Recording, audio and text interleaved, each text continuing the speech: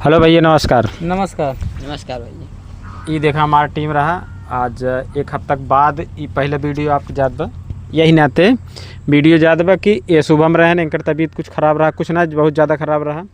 लगभग 10 दिन तक ये बेड रेस्ट रहन। और इनका सुरेंद्र भाई जो है ना जौनपुर से आवत हैं, इन्हों कुछ ऐसे क्रिटिकल प्रॉब्लम रहा जो कि ना आई पावत रहन।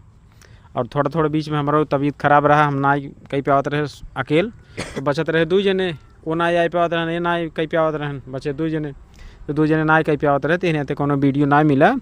अब आप सबके आज से मतलब हमेशा जैसे पहले वीडियो आवत रहा, एक दिन गए कहीं के शॉर्ट, और हर हफ्ता में सैटरडे के शनिवार के जो ना है कि वीडियो आ जाए, लॉन्ग वीडियो आए। लेकिन आज सैटरडे आए, आज नहीं आई पे आए, 2-3 दिन में आ जाए, मंगल बुध तक आ जाए वीडियो।